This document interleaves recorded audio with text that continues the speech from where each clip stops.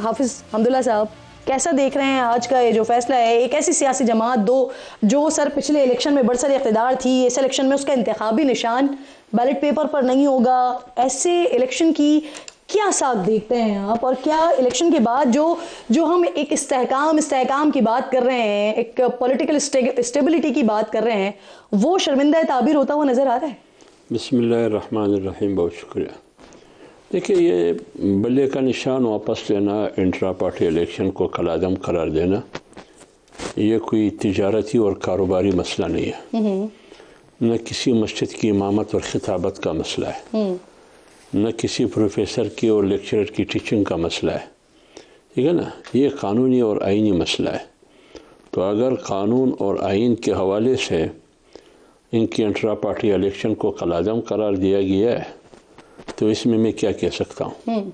आपने सुन लिया मेरे बात? जी जी बिल्कुल। आपकी दयान कहीं और नहीं, मैं एसी भी साथ साथ चलवा रहा हूं। अच्छा, स्टूडियो में थोड़ी गर्मी भी तो ये काम पहले ही पूरा होना चाहिए, क्योंकि हमारी तवज्जो, आपकी तवज्जो खराब होने के साथ साथ हमारी तवज्जो मैं तो आपने बताइए मैंने क्या कहा? आप कह रहे हैं कि आपके लिए जो फील्ड है ये कोई कारोबारी मामला नहीं है, जो भी सारी चीजें हो रही हैं। और आगे क्या? आगे आप अपनी बात मुकम्मल करें। आगे क्या कहा? सर, आप मुझे मुश्किल में डालने की कोशिश करें। मैं आपकी बात याद तो नहीं करूंगी ना। मैं दोबारा आपकी तरफ आती हूँ। अकबर बाबर साहब, हम्दुल्ला साहब जो है ना, आज मुकम्मल मूड में आए हुए, लेकिन मैं बात करती हूँ सर, अब जरा अकबर बाबर साहब से भी बात करना इजाजत दें मुझे।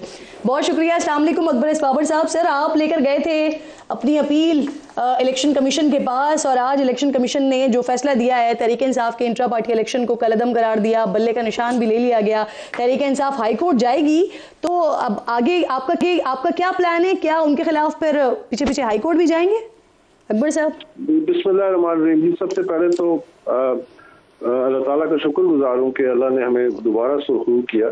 आपको याद होगा कि 8 साल फॉर्म फंडिंग केस लड़ा और फिर 2 अगस्त को अल्लाह ने कामयाबी नसीब की। वो भी बड़ा मकसद था कि सियासी जमातों की जो फंडिंग के मामलात हैं उसको बड़ी बारीक बीनी से देखा जाना चाहिए।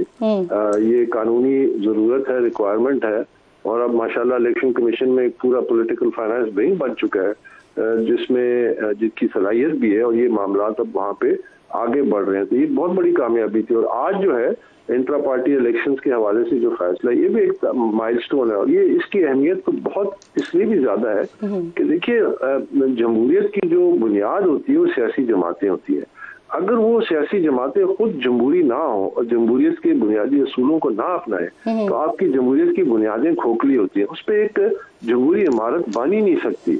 और यही वो हमारा मखमसा है कि हम इलेक्शन भी कराते हैं और फिर ऐसी क़यादत भी सामने नहीं आती जो हमारे मसाइल का हल कर सके, हमारी मईशत को बेहतर कर सके। सर, आपका नेक्स्ट मूव क्या होगा अब?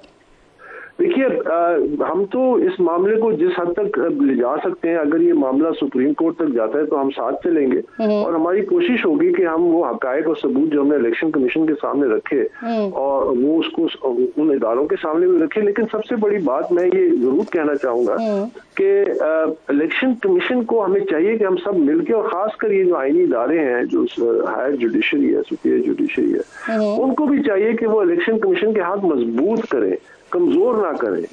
क्योंकि हमारे यहाँ थोड़ी सी इसमें एक ट्रेडिशन है कि इलेक्शन कमीशन का भी फैसला भी नहीं आया था तो इसको रोक दिया गया, फैसला करने से रोक दिया गया। फैसले करने के बाद तो आप अपील में जा सकते हैं।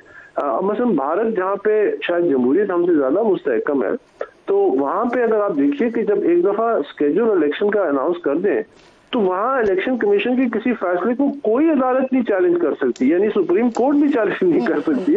इतना उन्होंने अपने इलेक्शन कमीशन को मजबूत किया। देखिए, वो एक आईनी इदारा है। सर, हमारे पास और भारत में बहुत सारी कदरें जो है वो मुख्तलिफ हैं। मुझे बताएं, अगर फिर से इंतखाबात होते हैं तो वैसे तो अब टाइम इतना बचा नहीं है, लेकिन अगर फिर से पाकिस्तान तहरीक इंसाफ को, क्योंकि इससे पहले भी एक मौका तो मिला ना इलेक्शन कमीशन की तरफ से, तो अगर अभी भी मौका मिल जाता है तो क्या आप चेयरमैनशिप के लिए कागजात नामजदगी जमा करवाएंगे? देखिए, हम पहले भी 1 दिसंबर को गए थे और हमने पीटीआई के दफ्तर में, जब ये इंट्रा पार्टी इलेक्शन दोबारा इनको आखिरी मौका दिया गया था 20 दिन का और 7 दिन में रिपोर्ट देनी थी, तो हम खुद ही गए क्योंकि कंफ्यूजन थी, किसी को कुछ पता ही नहीं था। हम मरकजी दफ्तर गए, हमने 3 बुनियादी दरख्वास्तें रखी उनके सामने। वो सारी मामला जो है रिकॉर्डेड है, वीडियो पे, वो सबूत भी इलेक्शन कमीशन के पास है। उसमें हमने कहा था कि जी हमें कागजात नामजदगी दें, हमें इलेक्शन के कवायद ज़वाबित दीजिए, और हमें जो वोटर लिस्ट है वो दीजिए ताकि हम इस इलेक्शन में हिस्सा ले सकें। अब जब हमें कवायद और ज़वाबित ही नहीं मिले, हमें वोटर लिस्ट ही नहीं मिले, हमें कागजात नामजदगी नहीं मिले, तो हम जाहिर है उसके बाद हमने आपस में मुशावरत करनी थी कि अगर पैनल चले वो तो इलेक्शन हो गया ना कलदम, अब नेक्स्ट प्लान बताइए।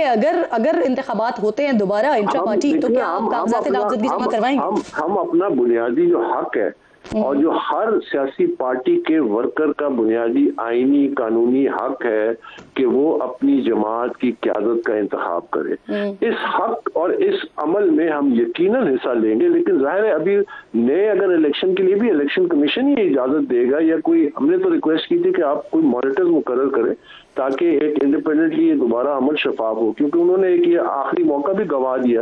इसके बाद क्या सूरत हाल बनती है, जाहिर है उस पर इलेक्शन कमीशन के क्या डायरेक्शन। ये तो वाजे करें, चले आज नहीं 2 महीने बाद, 4 महीने बाद, 6 महीने बाद दोबारा होते हैं इंट्रा पार्टी इलेक्शन, तो आप या जो आपके हिमायती हैं उनमें से कोई होगा चेयरमैनशिप के लिए उम्मीदवार पीटीआई में? ये क्यों नहीं होगा, यकीनन होगा।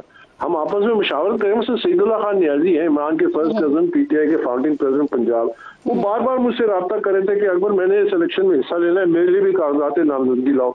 अब जब कागजात नामजदगी है ही नहीं और उन्होंने हमें कह दिया, साफ साफ कह दिया मरकजी दफ्तर के इंचार्ज थे कि जी कागजात नामजदगी है ही नहीं, तो हम आपको क्या दें। तो जाहिर है कि वो तमाम अमल ही हमारा रुक गया। तो ऐसे बहुत सारे बुनियादी जो वर्कर्स हैं, फाउंडिंग मेंबर्स हैं और जो हैं जिन्होंने बड़ी काविशें की अपनी जिंदगी के। सर मैं ऐसे कह लूं, अकबर साहब मैं ऐसे कह लूं कि जब भी इंट्रा पार्टी इलेक्शन होते हैं पीटीआई के, अकबर एस बाबर कॉन्टेस्ट करेंगे चेयरमैनशिप के लिए? नहीं, मैं देखिए ये मेरी जो जंग है वो ये नहीं है कि मुझे चेयरमैन बनाया जाए। मुझे इमरान खान ने 2 दफा सेक्रेटरी जनरल बनने की ऑफर की थी, मैंने दोनों दफा माजरत की कि जी मेरे पास वो वसाइल नहीं है कि एक मरकजी ऐसा ओहदा जिसमें आपको बड़ी ट्रैवलिंग करनी पड़ती है, रिसोर्सेज चाहिए होते हैं। तो मेरा ये हरगिज मकसद नहीं है कि मैं अपने आप को चेयरमैन हूँ। मेरा मकसद है पीटीआई के वर्करों को उनके बुनियादी आईनी हक और हकूक का तहफ़्फ़ुज़ किया जाए। किसको इलेक्ट करें। बिल्कुल ठीक, बहुत बहुत शुक्रिया आपका। अकबर एस बाबर साहब साथ मौजूद थे जहांगीर जदून से। बड़े दिनों के प्रोग्राम में आप शामिल हुए हैं। सर इलेक्शन कमीशन का फैसला देख लिया आपने, तहरीक इंसाफ अब बात करिए कि ये रिलीफ के सिलसिले में हाई कोर्ट का दरवाजा खटखटाएंगे। पहले तो ये कि आपको किसी किस्म का कोई रिलीफ मिलता हुआ दिखाई दे रहा है? क्या पाकिस्तान तहरीक इंसाफ रिटेन कर सकती है, दोबारा अपना बल्ले का निशान वापस ले सकती है? देखिए पहले ज़रा मैं आपको उसका बैकग्राउंड बता दूं। जब 2017 का एक्ट पास हुआ था तो उसमें सारी जो पार्टियां थी वो ऑलमोस्ट शामिल थी। तो वो इलेक्शन कमीशन ने एक प्रपोजल दी कि हम आपके जो इंटर पार्टी इलेक्शन होते हैं उनको सुपरवाइज करना चाहते हैं, कोई इलेक्शन एक्ट में प्रोविजन डाल दें। तो किसी पार्टी ने एक्सेप्ट नहीं किया कि हम अपने इंटरनल मामलात में इलेक्शन कमीशन का काम, उन्होंने कहा जी नेशनल आप इलेक्शन इंटरवीन कर दें। उसके बाद एक जो सेक्शन है 209 और 2010, ये बड़ी इंपॉर्टेंट है। 2010 जो है वो फंडिंग के चेयरमैन जो पार्टी के वो सर्टिफिकेट देता है कि पार्टी कोई प्रोहिबिटेड और फॉरेन फंडिंग जो है वो नहीं ले रही। और 209 में चेयरमैन जो एक सर्टिफिकेट देता है कि मैं पार्टी के इंटर पार्टी इलेक्शन जो है वो हुए हैं, फलाने बंदे जो हैं ये इलेक्ट हो गए हैं और ये एज पर द कॉन्स्टिट्यूशन हुए। तो मेरे ख्याल में जो इनका स्ट्रॉन्ग केस बनता था ना, इनका अगर पार्टी सिंबल ले लेते तो वो आर्टिकल सेक्शन 210 का बनता था, फॉरेन फंडिंग का। तो 7 साल इलेक्शन कमीशन ने लगाया, पता नहीं क्यों इतना अरसा लगाया इलेक्शन कमीशन का। तो इंटर पार्टी इलेक्शन में अब वो कहते हैं जी इनके इलेक्शन कॉन्स्टिट्यूशन के मुताबिक नहीं हुए। तो अब कॉन्स्टिट्यूशन, फिर इसका मतलब है कि इलेक्शन कमीशन अगर कॉन्स्टिट्यूशन देख सकता है, पार्टी के इलेक्शन दे सकता है, तो अगर ये पावर आज इलेक्शन कमीशन को दे दी जाती है तो फिर तो उसका मकसद जो है इनडायरेक्टली हल हो गया। तो सारी पार्टियों इलेक्शन जिस वक्त मर्जी हो गया कि ये कॉन्स्टिट्यूशन के मुताबिक नहीं है, 2 बंदे खड़े हो जाएंगे कि जी हम चेयरमैन का। वो इलेक्शन लड़ना चाहिए। किसी पार्टी में एज सच फेयर इलेक्शन नहीं होते, ये ऑनेस्टली बात है। इसमें अगर कोई बात की उसकी वजह यह है कि देखें आप इतने मौलाना फजल रहमान साहब के सामने कौन इलेक्शन लड़ेगा, नवाज शरीफ के सामने कौन इलेक्शन लड़ेगा, इमरान खान के मुकाबले में वो लड़ नहीं सकते। लीडरशिप का एक स्टेटस है ना, या वो चेयरमैन बन जाएंगे। अगर जिस तरह अकबर एस बाबर साहब क्या इलेक्शन लड़ेंगे, ये इमरान खान के मुकाबले में लोग इनको चेयरमैन कर लेंगे, या मौलाना साहब के नहीं, मतलब एक जिस बंदे का आप कह रहे हैं कि स्ट्रॉन्ग ग्राउंड था फॉरेन फंडिंग केस के हवाले से, लेकिन इसमें उनको दे दी। अब मेरा ख्याल ये जो आपने क्वेश्चन पूछा वो बड़ा शॉर्टकट है। मेरा ख्याल है कि इनको रिलीफ मिल जाएगा।